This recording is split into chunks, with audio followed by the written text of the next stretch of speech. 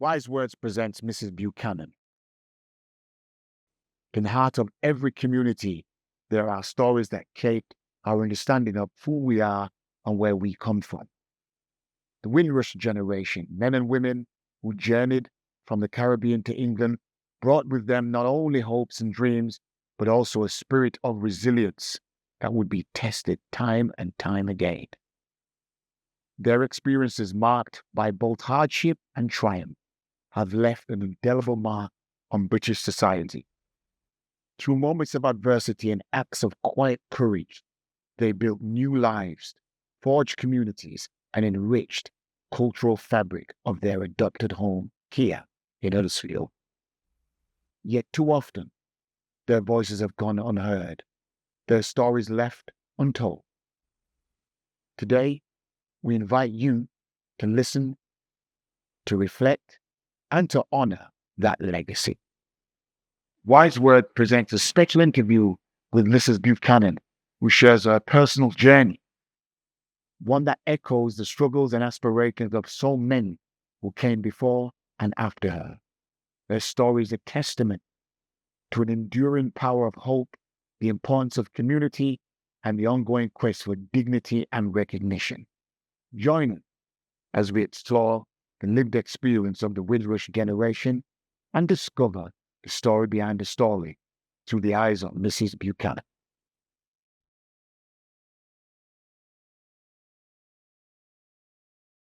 My identity is Jamaican. Well, I live from Jamaica and come to England, but I didn't get treated the way I think I would be.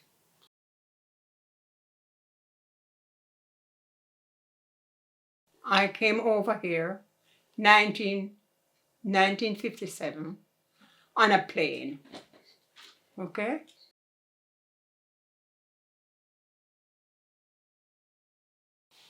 My childhood was good. It was a loving childhood. But coming here, I lose that, okay?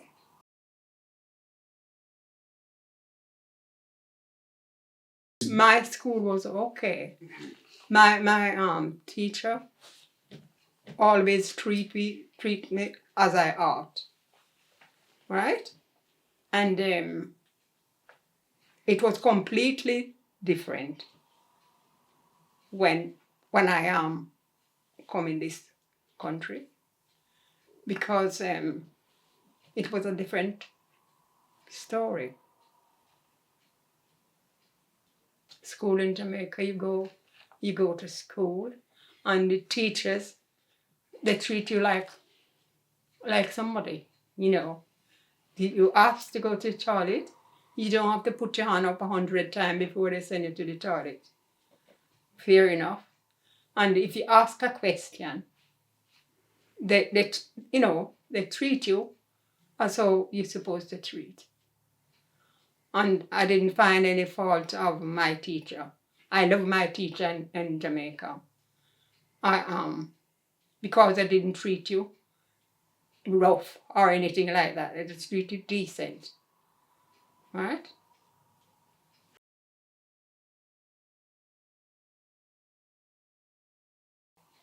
My parent was all right, because I grew up to know them, and I treat like a little girl. I go to school, and I go to church as well. My mother was an Adventist. My father wasn't. He always been going to market and, buy and sell. So he don't go to church. But we always have to go to church with mother. He couldn't come back from anywhere and don't find us at church. And that's the way we grow.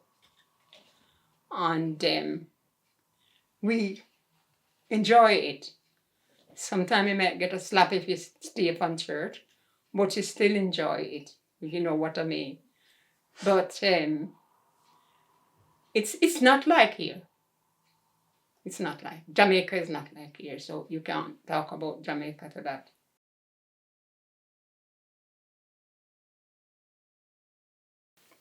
when I came to England,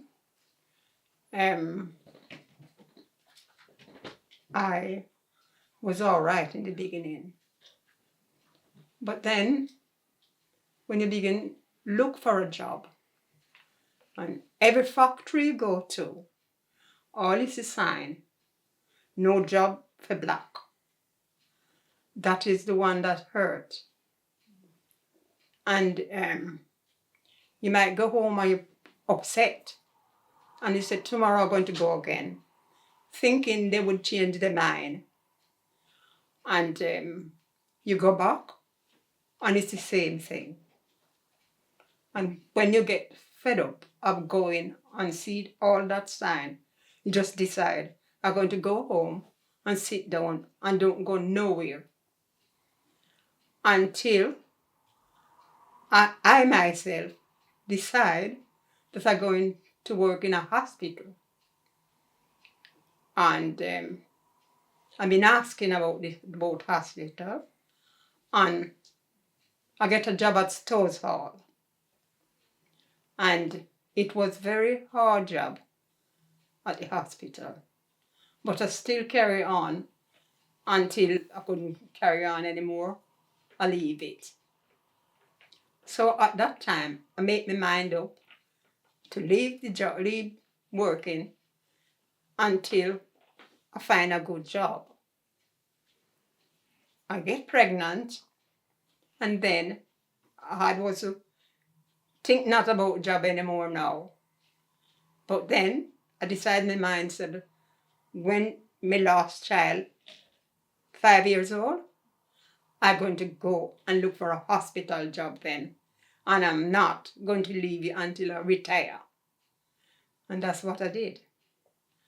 But then, while you're in there working, you don't get treated very well neither.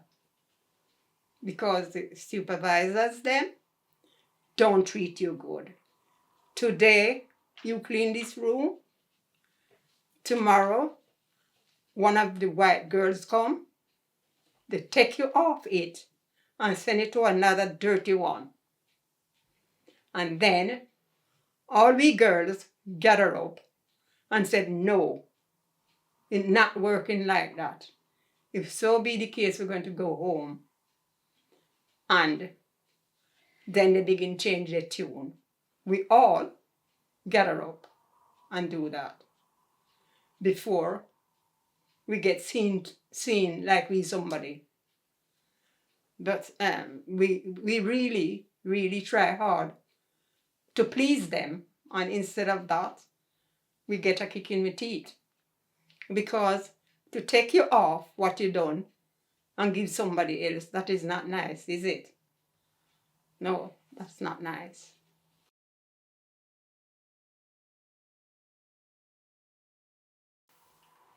It was all right. I just feel it was all right. But I don't know if I tell you that already in this story. When I was living at 6 Fenimore Crescent, there was a lady next door to me, number 4, and she give me trouble. Because when my children come from school, I'm playing around. I get permission for them to run around and use the back as well as for her children. And when my children run around there, she'll say to them, you black wog, get back inside where you come from. And she carry on. And the husband go outside and he warn her. And she still do it. Anyhow, the boys them run round. She said, get back, you black wog. And they come crying to the both of us. What we're going to do? You know, what we're going. So you could imagine how we feel. And then we went out, the two of us went out, and we tell her that we get permission for these children play out just like her 4 children. And she never listened.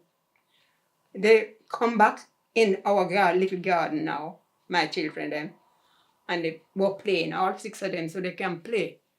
They had a ball, and they were playing this football. And it pitch it, and it dropped over for her property.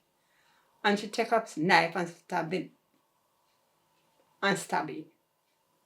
And so the children, when they go looking for the ball was like this. So I tell them, drop it in the garden, and I ring the police. And ring the police, and the police come. And the police said to her, she, oh, lady like myself, like I am now. And she said this to the police. The police said to her, did you done this? And she said, yes, I did. And he said, if you do this again to these children, I will arrest you, just like I arrest anybody else. And he come to us and he said to us, don't worry. If the ball go over there, she can't do you anything. But the children, them frightened to go out. So it was a hard, and for instance, she come to my fence and she have the bin, and instead of keep her bin, she throw it over my garden. And I up in my bedroom and I stand and I see her did it. And I said, my husband was in bed, and I said to him, I said, you know what Marley did? That's her name. What Marley did, she threw the bin, the muck, over in my garden, just on the doorway, me sitting on. And he said, what are you going to do? He said to me, what are you going to do? I said, I'm going downstairs. And I go downstairs and I open the door. And I go at the fence. And I said, what did you throw the bin, this muck over in my garden for? I didn't. I said, yes, I see you. I was looking through the window and I see you did it. And I just take my hand and throw it back over there twice, just like how she threw it twice over there. And then she began said, take your long chain and go back over where you come. Go back where you come from. Get home where you come from. I said to her, yes, I have a home to go. Where do you have to go? One place you got to go is down there. I said, anyway, you have you coffin under your bed because you on borrow time. And I just turned back and go back up in my bedroom. Just so I tell her. And that was it. She never troubled me again. Never troubled me again. She went into the hospital and then she wanted to see me after that to make peace with me. I didn't want to go, but there's a God. So I went and she make peace and I listen and I tell her, yes, I understand. Yeah.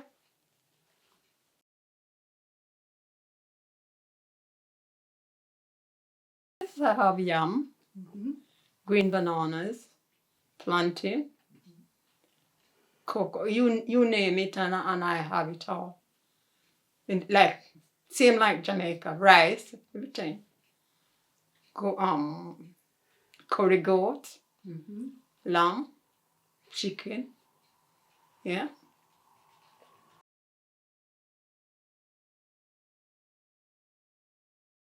I would give to them to behave themselves and keep themselves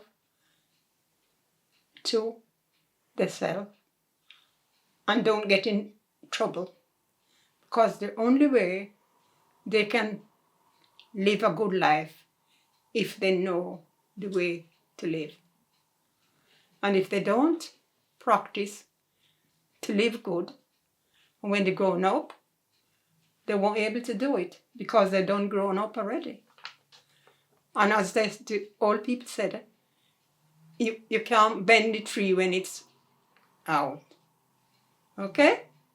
So that's all I would tell them. Because the reason why they get in trouble is because they don't know who to mix with. Right? And that's all I can do. The most they should do, look for a job, not depending on social, because that don't get them nowhere. And the few penny is no good. So look for a job and able to mind yourself, not make somebody mind you. When somebody minding you, you don't care at all because you're getting the money without work for it. And I don't think that is good neither. That's the only thing I don't like here, because they give them the money and don't let them go work for it. You know, yeah.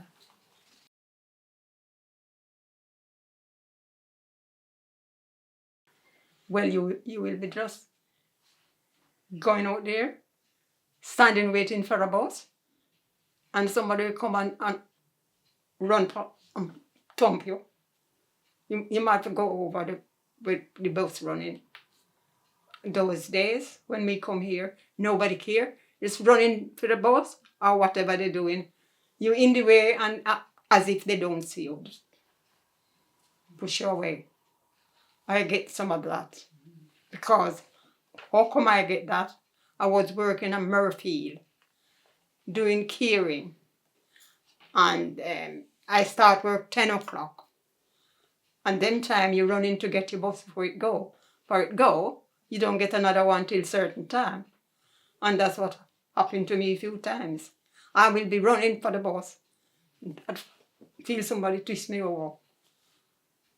So I get those experience. And also you couldn't go out certain time. When I just come in this country here, you couldn't go out certain time to these young boys. What they call, I forget what they call them now. I don't really remember what they call them. They would hurt you. They would hurt black people them days. So you got to be careful. And anybody would tell you, say, when you go, be careful.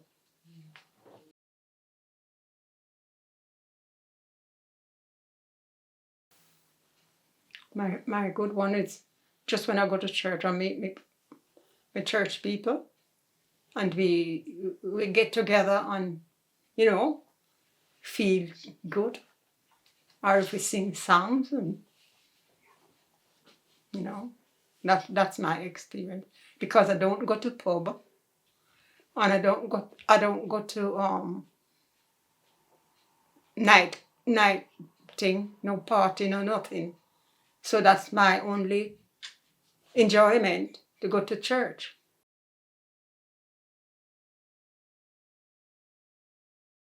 When I was younger, and I go to church, I was a deaconess.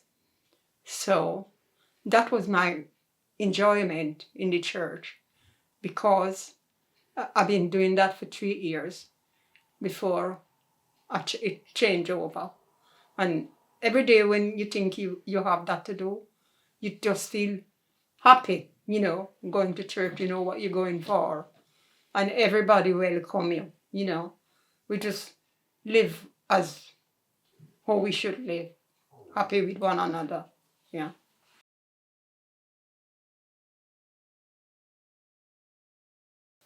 When my children go to school, they always pick on them.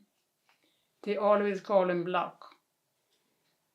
When they're running around with the bikes, they always running, calling them blacks, trying to smack them. Then I am so soft. I said, don't fight. I tell them, when they fight them, and they come home and tell me, true, I never used to fight. I said, don't fight. So I have a daughter, and she come home and she said, Mommy, you gonna make them kill me? I said, how you mean kill you? She said, them beat us every day and call us black. And you said we're not to fight, and I don't fight through that. I said, all right then. I get mad now, and I said, all right then, fight. I said, you and the boys fight them, and they will leave you alone then. if so be the case. And she go back to school and they come, think she not going to fight, for she been told not to fight. And she fight them all. And next time when they see her coming, if they do brother anything, and they see her coming, they said, Carl come in, they run and hide from her. And they never beat her and beat any of them anymore. That was a good experience, because I opened my big mouth and said, don't fight, because I didn't fight at school. So I didn't want the children then to fight. But when she come with eye water, I had to do something, hadn't I? Yeah. What was the difference, you know. So in every case, it's different from Jamaica.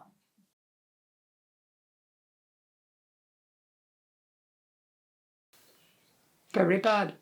When we come here, we were British subject. And Easy Queen sent us here too as well. Ask us to come here. And we never get treated good. Although she asked us, ask black people to come here and work, clean up the place, we don't get treated good. But there's nothing we can do about it.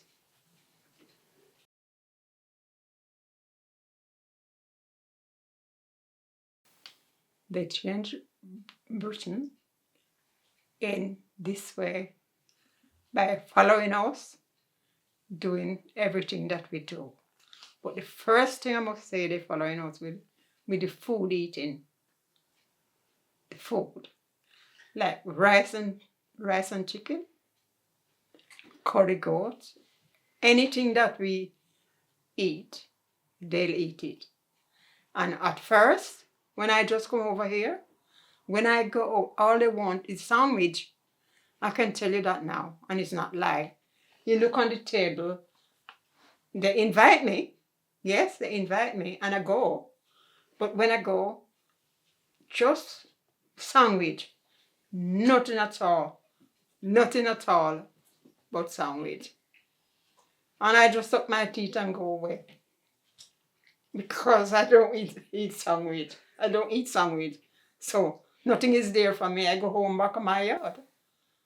But they stay there and they eat off everything. Sandwich and lettuce and cucumber, things like that. Yeah.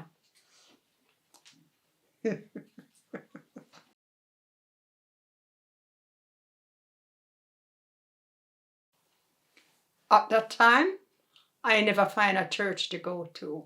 When I just come in this country, I couldn't find an Adventist church to go to, and through that I didn't go to church until I have 4 children. I find, and it wasn't a church. It was like a little house we all went into, and that's the time I began to go to church. And that time when we went, it's only pure black was there, no white was there. So I can't tell you anything about that, because I wasn't going through having the children, and after I finish having them, I get to find out there's a church, and then I go there. That's it.